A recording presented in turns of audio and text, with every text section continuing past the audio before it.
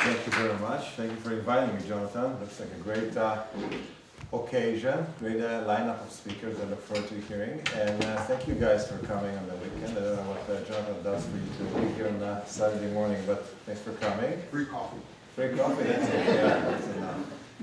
Okay, so I know it's a very diverse audience, so I'm not sure some of you it might be trivial for it. Some parts will be trivial to you, but overall I hope to keep all of you awake for most of the time. Okay, so basically first I'll start by explaining what this mysterious title means, and the hypothesis I'll be pushing here and convincing you, trying to convince you of, is that what we extract early from the world around us, and it doesn't have to be, I'll be focusing on vision, but it doesn't have to be on vision properly. Whatever we extract early from our environment, physical environment, has a lasting impression on everything we do afterwards. And I'll get deeper into this. So traditionally my lab has been focusing on visual cognition, understanding the visual world around us, from little contours to objects to scenes and context and other things that have to do with the visual world. It has extended scenes, but overall the kind of the thread that goes between our studies is this notion that the world, the brain works in multiple directions. So there is this myth in textbooks of visual cognition, neuroscience, by and large, that perception and cognition are two different entities in the brain. So perception is dedicated for understanding the physical world, just understanding there's a line in a certain orientation in front of us, or that there is certain color or certain movement, but that's perception. And cognition is what comes afterwards, all the higher level memory, attention allocation, control, etc.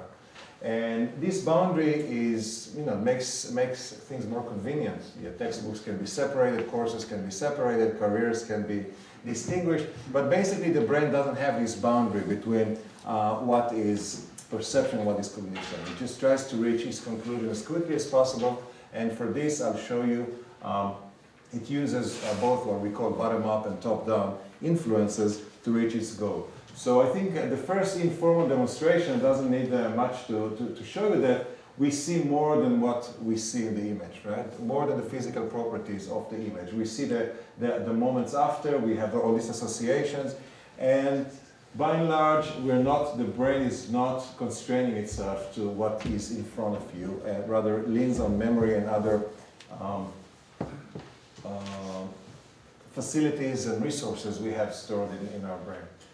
And to take this further, to take this influence of memory further, I would like to suggest that modification to the way we've been looking at how the brain tries to analyze what's in front of us. So traditionally, people have thought, scientists for decades, that when we see something new, the brain asks the question of what is this? We look at something and we ask ourselves, what is this? Can I understand what is this based on the contour, based on the colors, based on the shapes and the textures? And the change that we've been suggesting for a few years now is that the brain actually asks, what is this like? We have these decades, or depending on how old you are, of experience accumulating in memory, and the brain doesn't start from scratch with every stimulus that it sees, but rather tries to find a connection to something as quickly as possible. So really thinking about how the brain recognizes and then generates predictions based on making these analogies between what's in front of us and things that we're already familiar with.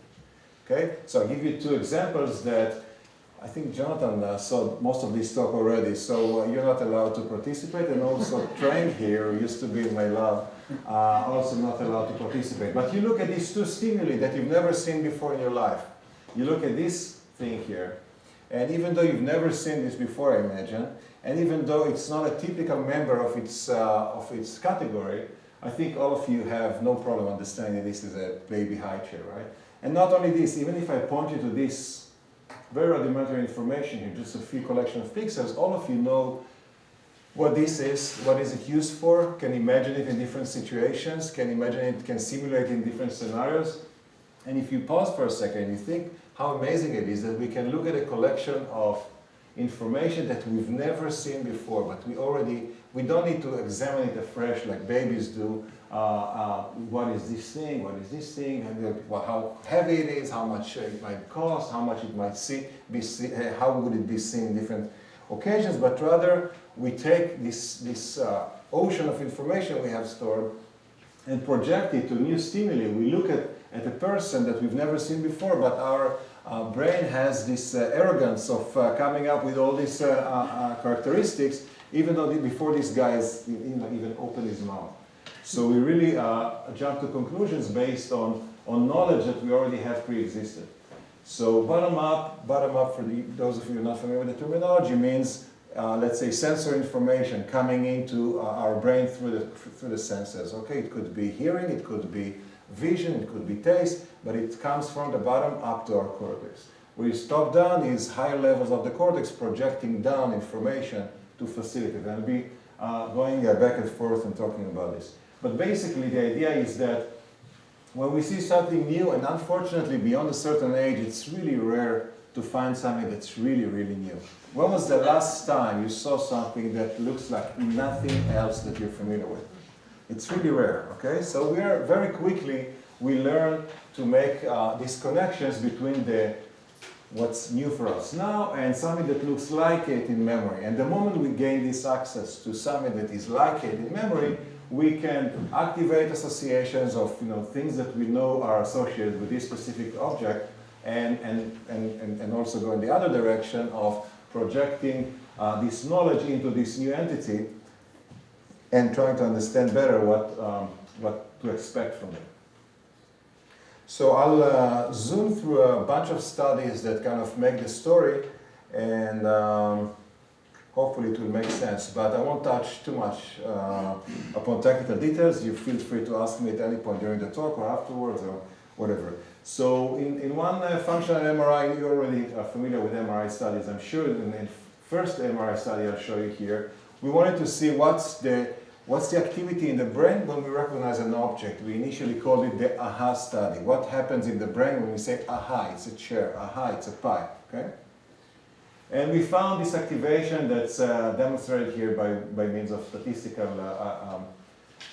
values of the differences between recognized and non-recognized objects. So we found these areas in the visual cortex that corresponds to visual recognition, which is not surprising. But what's surprising was to find this prefrontal activation for what seemed to us like a visual task. Okay?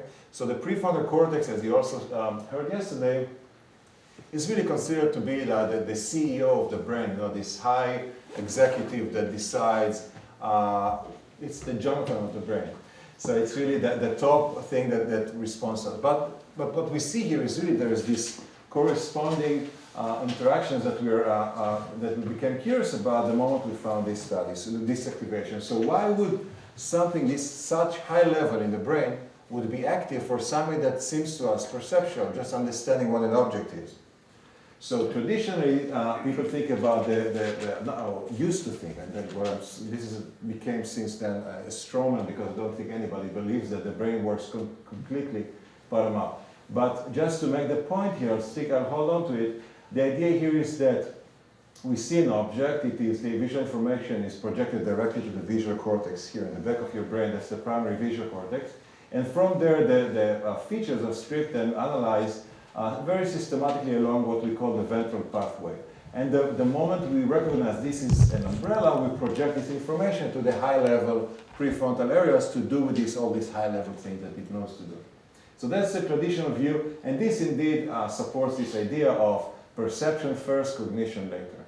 But what we got excited about was maybe this area actually is active before. Maybe it facilitates the recognition. So maybe it's not just sitting here waiting for the ventral pathway to tell it this is an umbrella, but rather projects predictions downstreams, telling it what the object might be before it reaches a conclusion. Mm-hmm. Was this an aha moment or? Okay. So, and how might it do something like this? How might it generate predictions about an object before the object is recognized? So when you see this picture of my two older kids when they were younger, and you look at this picture and the visual world around you, it consists of different what we call spatial frequencies. So obviously you're all familiar with time frequency, but spatial frequency is also an important entity. And there are low spatial frequencies and high spatial frequencies. And of course, it's a spectrum, so there's a whole range. But in the extreme of low spatial frequencies, we're dealing here with blobs, with aspect ratios, with big properties of global properties of the scene. The high spatial frequencies convey the fine detail.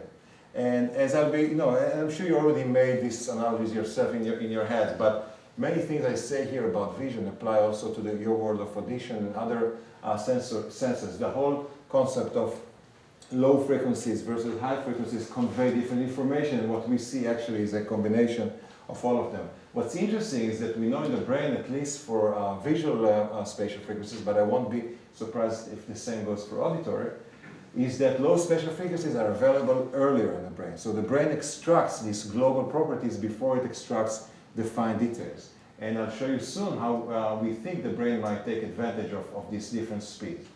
But basically, you see that low spatial frequencies are already very helpful in trying to understand what an object is. So when you encounter a new object, you can think that the brain will just compare systematically with everything we have in the brain, tens of thousands of objects, and go one by one. If you want to facilitate this recognition process, the idea here is that you provide some initial guesses of what is the most likely identity of the object in front of you, thereby cutting substantially the computational needs for comparing an object with everything in your library. So if I just show you these blurred objects that really contain little information, I think all of you will see a giraffe here. This one is less clear, but if I ask you to guess what this object might be, and you haven't seen my papers because this became a pretty famous example, but can you guess what this object might be? Tornado. A what? Tornado. Tornado, okay. Elephant. Elephant. Yeah, okay. Tornado I've heard. I haven't foreseen, but I heard before in previous talks. Hair dryer. A what? Hair dryer. Hair dryer, okay, good. I'll pay you later. A gun. A gun, you too. Okay, thanks. So basically, you see, even though it doesn't contain the tornado and maybe the elephant, you can tell that just with blurred, very cursory information, it's already enough for you to eliminate. It's not a pen, it's not an airplane, it's not a book, it's not a basketball, it's not many, many things. What it is just a handful of possibilities that now the brain has to deal with much less computations. So the idea here is that in addition to this good old bottom-up processing that takes place and is very helpful, the brain also projects very quickly this low spatial frequency information that we know now is available earlier to trigger the generation of these predictions. So the brain kind of bootstraps recognition by taking global properties, generating predictions, and then using these predictions to eliminate most possibilities and focus on the most likely ones. So now we're going back to this fMRI study that I showed you where we found this prefrontal activation for recognition. Like, why would prefrontal cortex be active for recognition? And now we want to study our hypothesis that maybe it is facilitating recognition by generating predictions, trying to foresee what's next.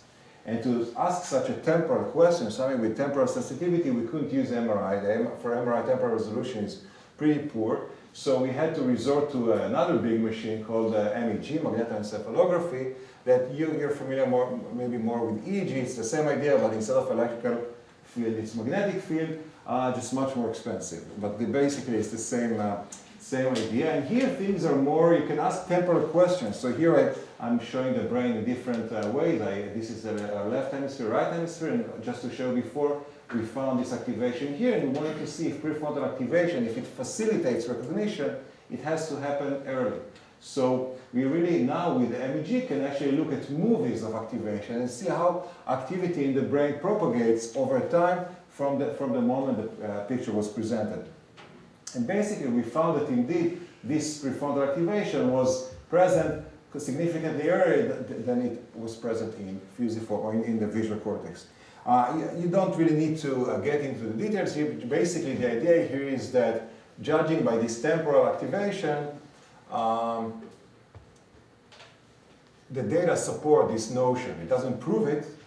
Really, there are no proofs in neuroscience, but it supports this notion that prefrontal cortex could facilitate recognition. And since then, there's a host of studies that we show to kind of converge to support this suggestion.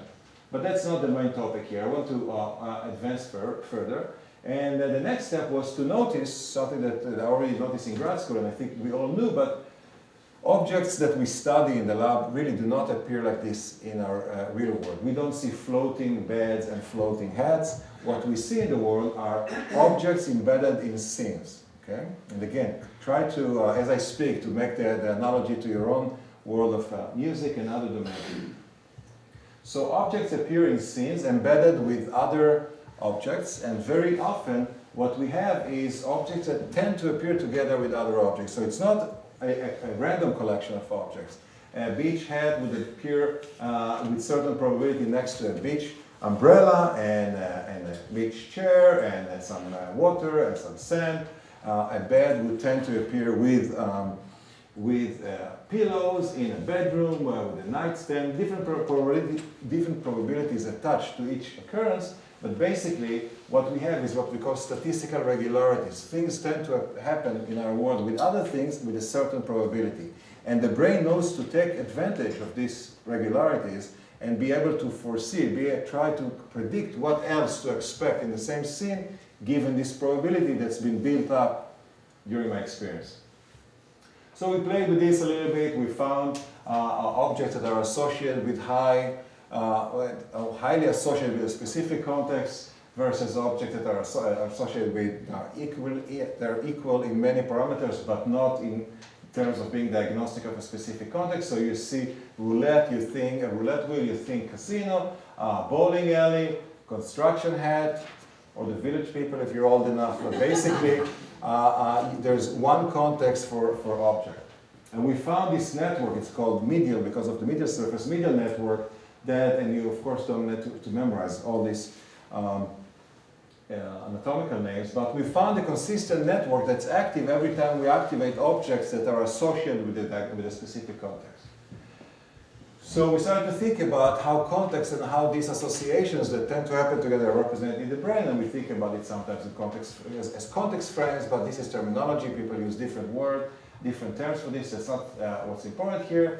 But the idea here is that these context frames, these things that tend to happen together, capture environmental regularities learned with experience, identities and relations, and they are activated rapidly. So the idea here is that we see something that is reminding us of a certain scene or a certain context, we activate everything that's associated with it with a specific regularity. And you can look at the same example I showed you before with individual objects. This is a picture of scenes that are blurred from the work of Shins or even Torah, other people, not in my lab, that did these things in parallel and did exciting work to show that, really, if you show this collection of pixels here, it's like, there's nothing there, it's garbage. Why are you asking me what this object is? But if I force you, I think everybody would see that there's a car here, right? Mm-hmm. So you don't need the details in order to understand what we call basic level recognition of the world around you. It's enough to have the low frequencies to know what we're dealing with here. If you need to know the exact model of this car, you have to wait for the high spatial frequencies. But basically, this cursory information is enough for us to make sense of the world around us. And these frames, the ability to store contextual associations together, facilitate object recognition by generating predictions. I didn't get into this here, but we show that if I show you a cow, then you'll be faster to recognize a picture of a barn than a picture of a Xerox machine, just because of this contextual relationship. So from simple association, we have objects and they are connected together in our brain and activate, stored. It's easy to store them like this, easier to store them like this, easier to activate them based on a thematic representation. So associative processing and the generation of predictions are integral processes of default activity in the proactive brain. So here I'm jumping into a couple of claims that I haven't made clear and explicitly before, and I want to dwell on them just for a second. So associations, the fact that we store together things that tend to happen together, the activation of an association, you can think about it as a prediction. If I show you a chair and you think table, the activation of this association is like your brain created a prediction for you. I'm likely to encounter a table now, okay? So the activation of a prediction, of an association is a prediction.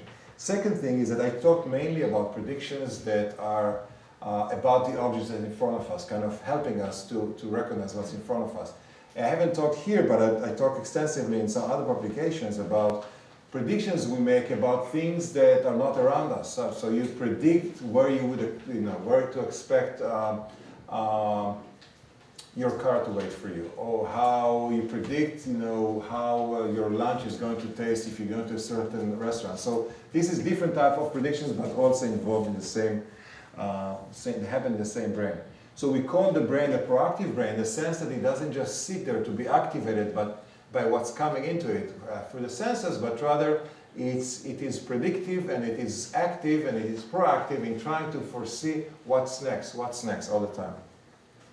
And support for this actually we received from an unexpected direction. The idea here is that at a certain time, maybe 15 years ago, 20 years ago by now, people have found what is now called the default network, an extensive network of the brain, a pretty substantial network that is active when we're seemingly not doing anything. So we're just sitting stuck in traffic or in the shower.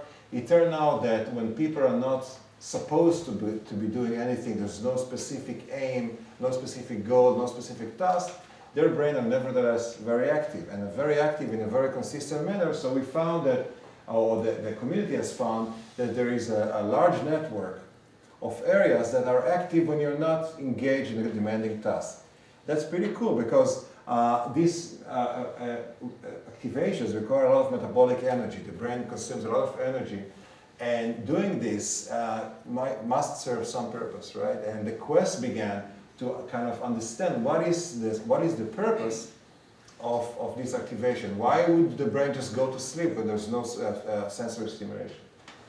But in this search for a function for the default network, we found this overlapping, kind of striking overlapping with our own network of associations, of predictions and associations. And the idea here is that a lot of what we do when we're not engaged in flying an airplane or doing something really demanding is generating predictions. And these predictions can pertain to plans of what will I be having for dinner, or how should I plan my project for tomorrow, or other things. But basically whatever we do when we daydream or when we don't do anything, a specific task, is heavily relying on using predictions and planning. Okay, back to this lasting primacy hypothesis that I mentioned before, now in different words. So the idea here is that a quick first pass of rudimentary information determines our impressions, guides our predictions, and shapes our perceptions. So the idea is that not only that this first pass of low spatial frequencies is extra early to help us identify what's in front of us, we don't stop at identification. We also want to have some impressions, we want to have some guidance of how to interact with the objects we just recognize, how to maybe avoid, approach, etc. So the idea here is that what we extract early, and I'm not talking about consciousness, but it's not clear that you're conscious of what you're extracting that early. What we extract early taints, not necessarily taint has a negative, but affects and shapes our impressions, recognitions, and interactions. So I showed you this already to some extent in the realm of visual perception, both for objects and for scenes. What about other domains of our life, where impressions, where early extraction of information might affect our interaction with the visual world around us? So one of them is person interactions, when you look at other people, the people that you have never seen before. So in this initial study, we wanted to say, as visual scientists, we want to understand first what is the information that we extract from strangers' faces that shape our impressions of these people. We all know, and it's not a secret, it's not desirable, but it's not a secret that we see a picture of a person and we already have some views about this person's personality. We know it's not good, we know it can be harmful, it can be destructive, But it is good for objects, right? When you looked at the high chair, the baby high chair, you say, okay, I don't know this chair. Let me give it a first chance. Let me speak with this chair first, and only then make it. You want to jump. Oh, it's a chair. It's a high chair. I know exactly what it is. But when you see a person, you don't want to use this similarity to other people that might look like this person, and the poor person has no chance before the job interview or the Tinder thing or whatever. You just want to understand, you want this person, but basically, forget about the social aspect. As visual scientists, want to see what are the visual features that shape our perception, and also how quickly we form these impressions. And we were stunned actually to realize that already 39 milliseconds, 39 thousandths of a second, are enough for people to reach a consensus of whether a person in this experiment looks trustworthy or not trustworthy. Okay?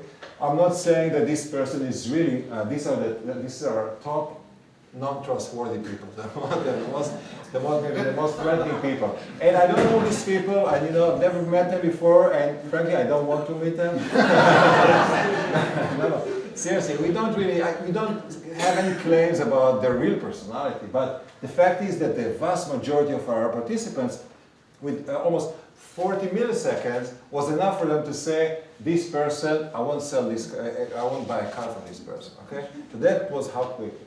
But that's a side issue. What we really were interested in is that this notion that we extract information very early, and this early information is what shapes our impression of these people. So we kind of separate them or filter them to low spatial frequency versions and high spatial frequency versions of the same faces. And you have to understand, I'm kind of skipping technical details, but we have a lot of effort invested in just making things equal and counterbalance, and the fact that you don't want to, you can filter them to different extents. How do you choose how much to filter and things like this? So there are a lot of psychophysics and psychophysical efforts being poured into making this convincing. And we found that indeed people maintain their consensus about how untrustworthy this person is when we projected to them low spatial frequency images versus high spatial frequency. So, meaning that we form these quick first impressions based on the low spatial frequency images. So if somebody looks mean on the low spatial frequency, that's how we see them even when we have the whole picture. Okay? And that's important to remember, not only in the context of faces. When I say low spatial frequency, it means that what is available earlier also shapes how you think about this person or this object even after it happens. I can show you a quick, I can tell you a quick anecdote about this. I'm not sure if I'm eating up too much of my time here, but this is not a formal anecdote. So when I was a student in Los Angeles for my PhD, I was studying subliminal perception. That was the topic of my thesis. And at some point I was just, there was a campaign for Taco Bell, some new campaign for Taco Bell. As a student, starving student, I love Taco Bell, it's all fine. But there was this big billboard that every time I see, I feel this visceral response. They really hated this billboard. It's like, why am I responding like this? There's a clean hand, white background, holding a taco. What's the big deal? Why am I so uptight about it? And one day I was trying to kind of merge into traffic in the busy LA roads, and I looked very quickly to the left and turning back my head, and what registered, and this is not it's just a story, okay? It's not I mean, it's real, but it's not science. It's just a story that happened to me. So what registered in my mind is that there's a bus approaching from the left, and on the side of it, there is an advertisement holding of a cobra snake ready to attack. And everything happens very quickly. Why would anybody advertise something so scary? I look back and it's the Taco Bell ad. And the idea there, informal again, but the idea was that in low spatial frequencies, and I have a demo of this, but it's not included in the talk. In low spatial frequencies, this thing, if I blur this taco hand, looks like a cobra snake. And when your brain gets the high spatial frequencies, it doesn't just come down and say, okay, no, there's no snake here, okay, is everything good? It was false alarm. something continues to knock. There's like something snaky about this taco. I say it jokingly, but I did get a lot of money to study this issue, so the Taco Bell wasn't completely non-science.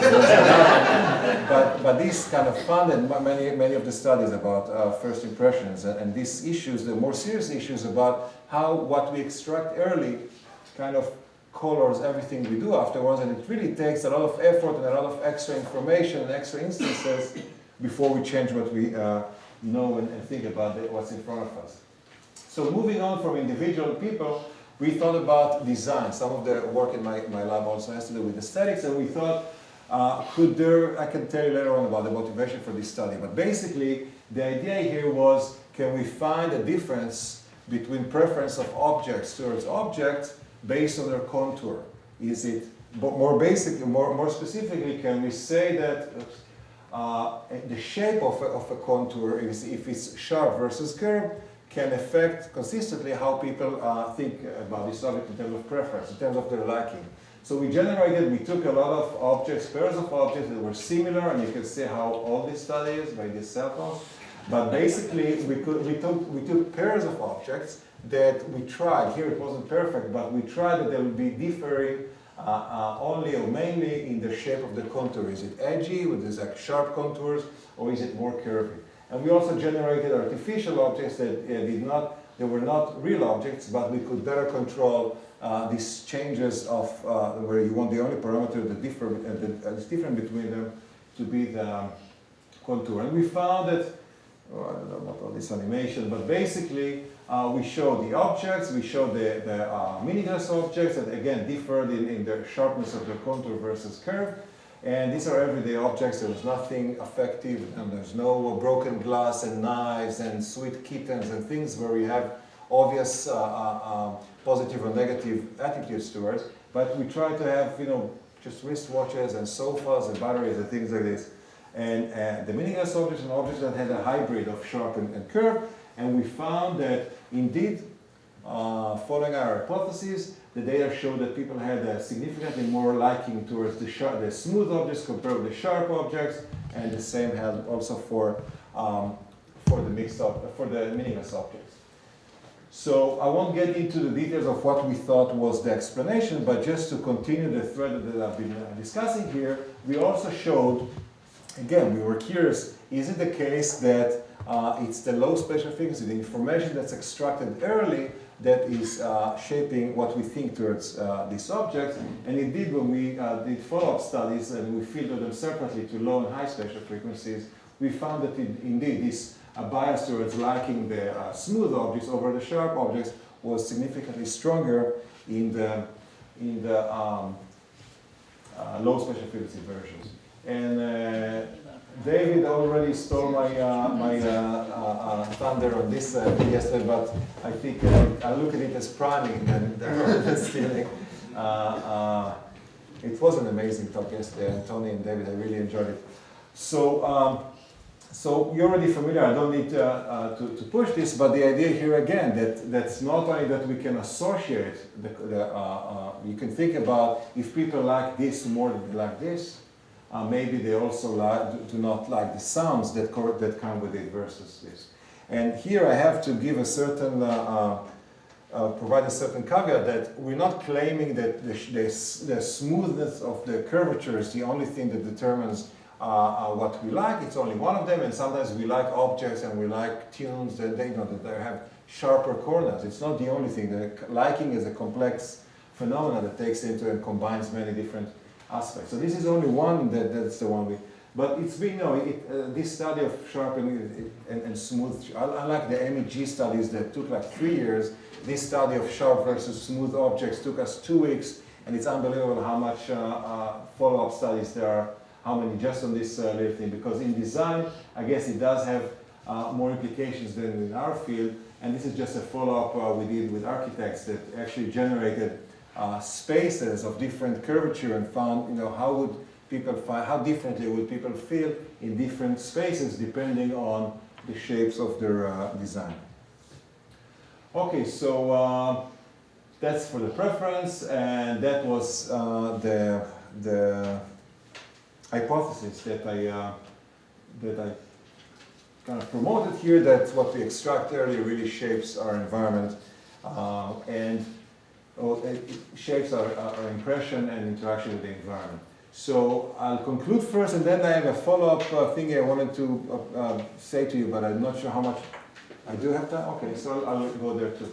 So perception, this is not intuitive unless you really been studying these things. Perception relies on existing knowledge as much as it does on incoming information. So this concept of bottom-up and top-down, most of us intuitively and subjectively think that what we see has to do with the physical features of what's in front of us, and nothing that's already existing there and kind of sending down all this information. So really the act of perception is an interplay between what we see or what we perceive and what we already know.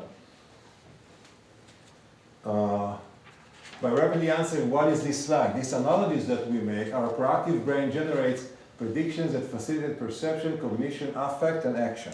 Okay, so that's how we generate these predictions, and these predictions that are generated based on the early information is long-lasting. Okay, so in the last part, few minutes, last part of my talk, I want to overload you with more information that is kind of diverse, and take from it whatever you want. There's no exam afterwards. For some reason, I thought this conference was about engagement, not about performance. But you can think about engagement and how to perform for maximal engagement. Okay, so we'll do something like this. But basically, some of these things I touched upon. Well, the first one is that the early impression formation, right? So you take into account in anything you do that the first milliseconds or the first seconds really matter. And I just read an article somewhere in the Israeli newspaper about how the presence of tools such as Apple Music and Spotify make people that write all these pop songs, maybe with pop music especially. If you play with this, and I'm sure all of you here play with this, with the libraries of music, it's really like drinking from a hose. There's so much stuff there, so you don't give songs too much. There's a new thing, you just play it like first 2 seconds, and you decide if you want to download this music. So there is a generalized implication for this fact that we actually are deciding and making our impressions very quickly. I showed you something about features of liking, but as I said, you have to keep in mind this is not, and we're not claiming that this is the only thing, smooth versus sharp, but it does go a long way. I just came from a meeting in Frankfurt where they showed, animals have the same bias towards smooth objects, babies, and what's not, whatnot. Okay.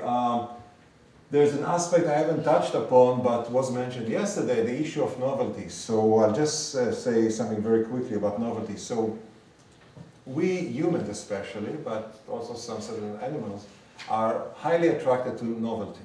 Okay? Novelty is something that attracts us because, I'll tell you the reason, at least what I think is the reason, but there's a caveat, interesting caveat at the end. So the reason we are attracted to novelty, which advertisers knew a long time ago, and everything has new, and the big new shampoos, new chocolate, everything has new because we're attracted to it.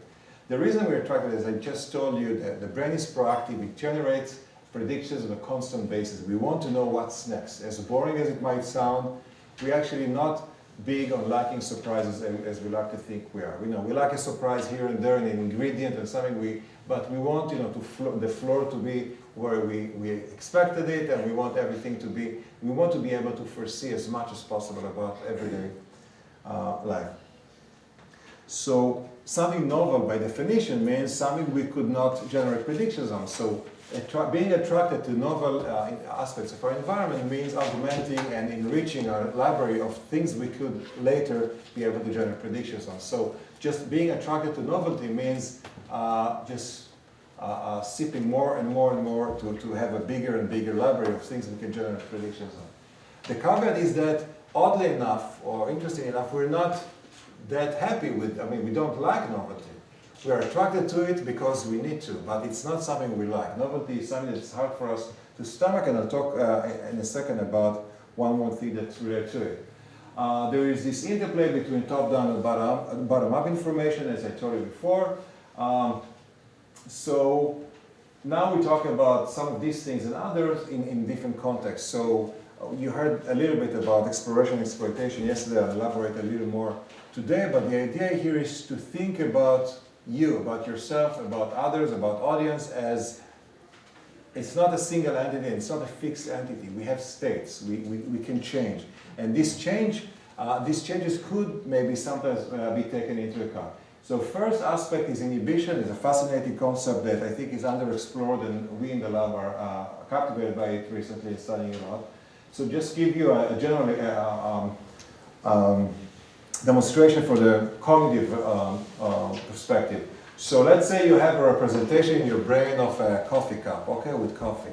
So based on these associations and statistical regularities, you know it's connected with coffee beans, maybe donuts, maybe coffee maker. There's this set of associations. Each of these associates has its own association.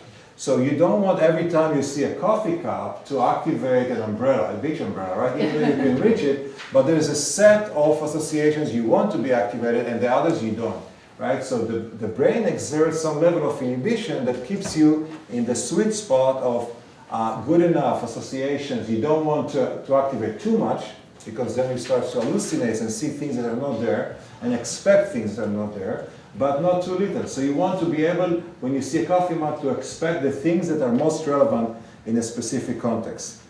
So the brain has this balance of the right inhibition.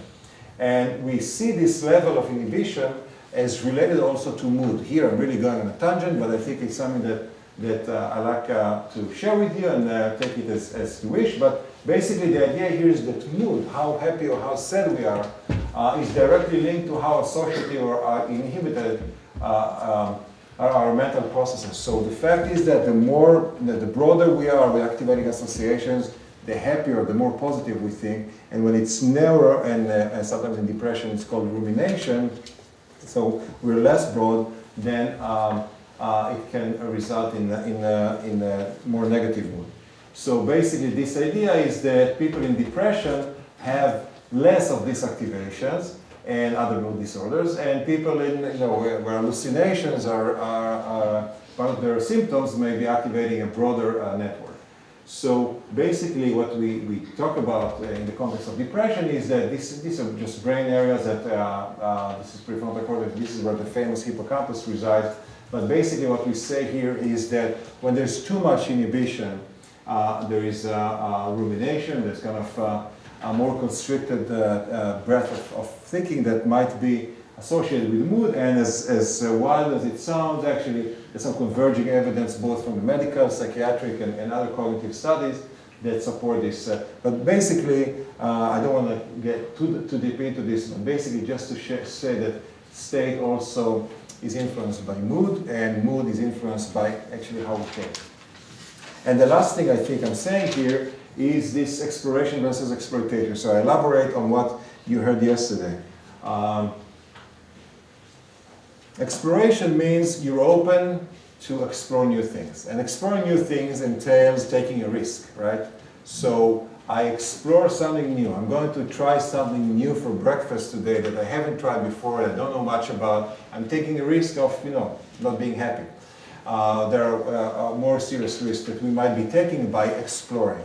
And the other side of this spectrum here is exploitation, exploiting what we're already familiar with. So sticking to a routine keeps you safe. You know what to expect, you know what you're receiving, you're happy, and everybody is going back home happy, okay? But if you'll be exclusively exploiting, you won't be learning anything new, you won't be discovering anything new. If you'll be completely exploratory, you'll be dead very young. So you have to balance exploratory and exploitatory behavior, and all of us, people are different individuals, there are individual differences, but even within the same human being, there is difference in how exploratory they are and how exploitatory they are during their lifespan, right? So a little child is much more exploratory, and an older person is more exploitatory and sticking to their routine. By and large, there's no one rule here. And even a certain person, a certain age, at different times of the day, have different tendencies to exploratory and exploitatory.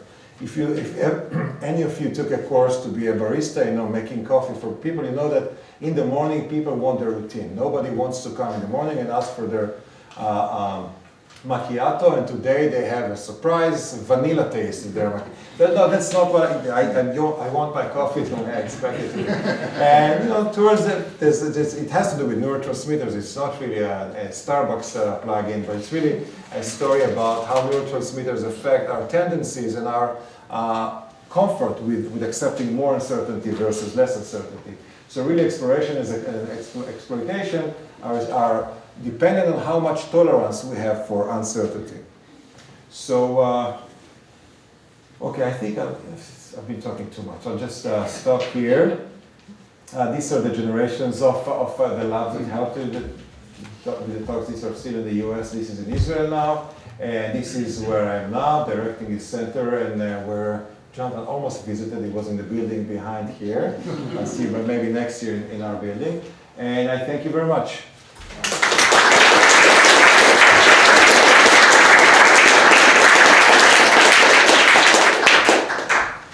Yeah, so trying to apply this to music, there are people who see music because it's sound over time, that we listen to music, we permanently make predictions about what's going to happen next, and some music is very boring in the sense that it fulfills all our expectations, and some is more innovative, and sometimes it's not what we expect. And the theory is that music is a safe space, kind of, because there's no, if we make the wrong prediction, we're not poisoned, or no saber-toothed tiger coming around the corner. So it's an activity of playing with predictions and even finding new things without them doing any harm to us. So people like music that confirms that prediction over time, but it has to have some novel element, and we find it interesting. Otherwise, it's just a pattern of sound that's pretty boring. I think that matches pretty much fits into what you were telling me. I agree with you, and I think it bites well with the idea that we're exploitatory, but we like our exploitations to be peppered with explorations. You want occasional surprises, but I agree with you. Not when it comes to walking in the jungle. It's like, let's see if there's a lion or not here. Let's surprise me. Versus when you sit in the comfort of your house or car and you listen to music, then I can see how it can get boring if it's predictable. I don't think I'm saying anything new here. So I agree completely with you. Yeah, I'll try to be, but it's fair. So a key part of this work is the difference between low spatial frequencies and high spatial frequencies. So is it a difference in perception between the two components, or is it difference in processing? And if so, how was it established? Yeah.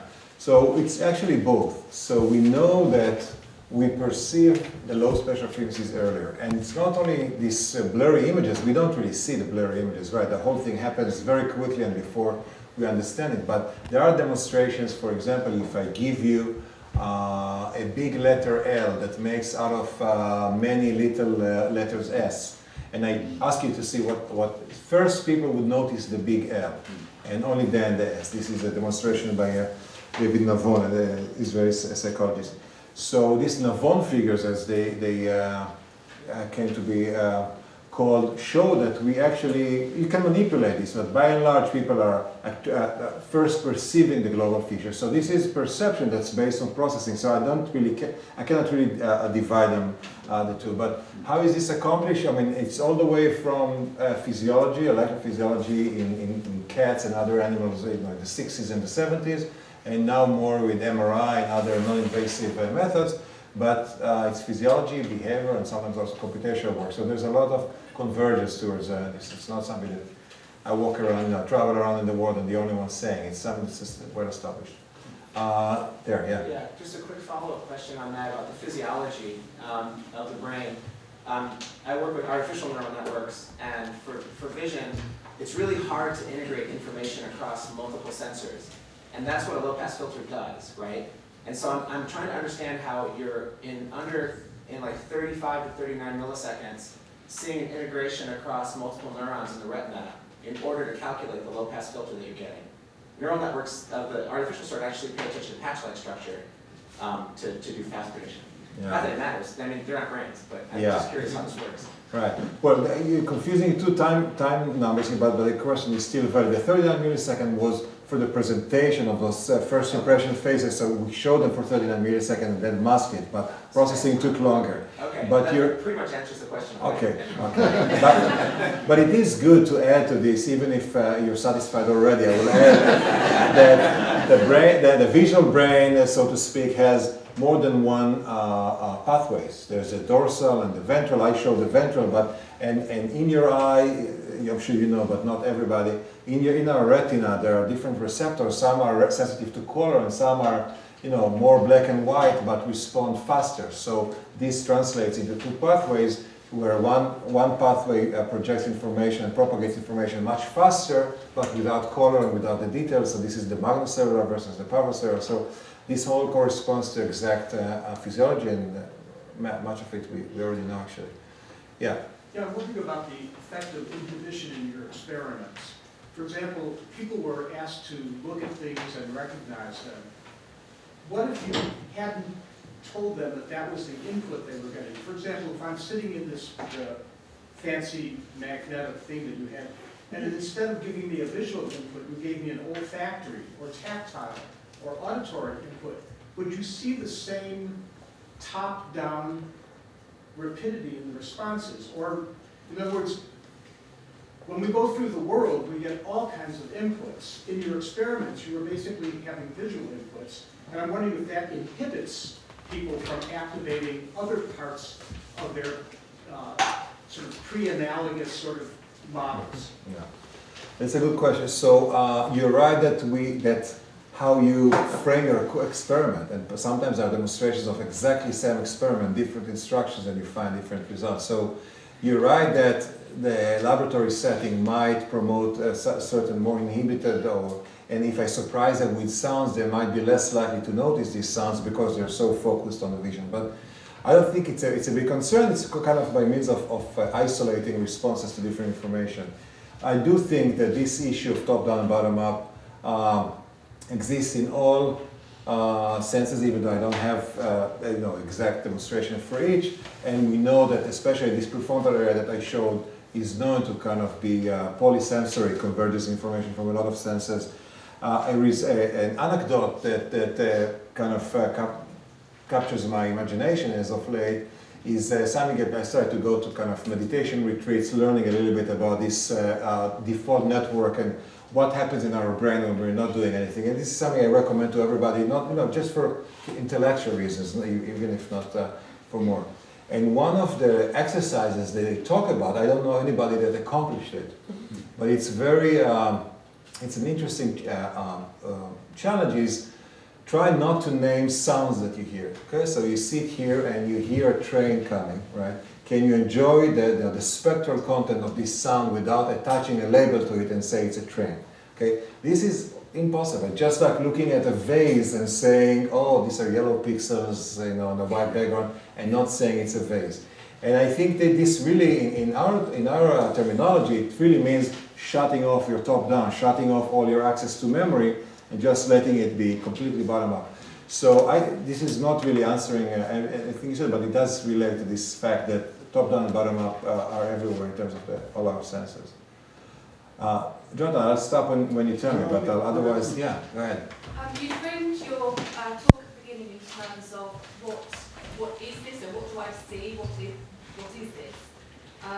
But the other way of framing it is from a more ecological psychology point of view, which would be, what is this for? What does this object afford? Right. And I'd be interested to hear whether you think, because I was thinking, if you include an ecological perspective into the association, what it allows you to do is to capture something about the motivation of the people. Because you're quite, obviously, we have the context that are the other objects that are around, for example, the particular object we want to perceive, that are giving us information that you pointed out. But we also have the motivations of the individual who is doing the looking. Mm-hmm. And so that's what an ecological point of view kind of recognises, isn't it? That when I see that chair that is the baby chair, okay, you could say I'm seeing a chair, but or arguably you could say I'm seeing an object that affords putting an infant-sized human in without it falling out. So, yeah. So I wondered if you could see that whether that fits into your Yeah. theory. Yeah, I'm sure, I know it fits. We kind of, not ignore, but put the affordance issue aside, knowing that it's very a central aspect of our perception, how, understanding motivation and affordance and functionality, etc. But when I talk about associations, I talk about a subset of associations, and I agree with you that when we see something, we activate all these associations, both about identity, as I stressed, and about affordance, as you do. What comes first, I'm not sure. With human perception, with perception of other people, person perception, we know that it's approach or avoid. We want to know if this person is threatening or not. Next one would be maybe attractive or not. And then, if they're good at software, we live to the seventh layer. But there's this hierarchy of asking questions. In terms of recognizing an object, do I first say it's a hammer, or I first say I can knock nails with it? I'm not sure, but they're both relevant. Both I think are activated. Yeah. You spoke about default networks and Network. network. Okay. Okay. Well, there's a lot of accounts of people who are highly productive and creative, and they're having all these thoughts during the times when you have described a default network. They're sitting in the car, they're taking a walk. So, do you have anything to say about? Yeah. I was debating whether to put our work on creativity into the talk. I'll just touch upon it slightly, but you're touching a great point. I mean, there's more and more talk about the relevance of the default network to creativity. There's no question that these idle times are not. I used to fight with one of my postdocs, argue, not fight. One of my postdocs she has a science paper on mind wandering, according to mind wandering. With my limited English, wandering seemed like aimless process, and I thought, it's not aimless. The brain uses so much energy for this thing. It has to serve some purpose. And I think some purpose there is creativity, but there's a process that wasn't really mentioned yesterday, but in the context of creativity, that we call incubation. All these processes that take place behind the scenes, and guess what? This default network is active not only when you're driving or in the shower, even when you're listening to me now, assuming that what I say to you, it's easy enough for you to process, then the rest of your brain is activating this default network to continue doing things, maybe trying to recollect a name that you were blocked on for a second ago, or finding a solution for a problem.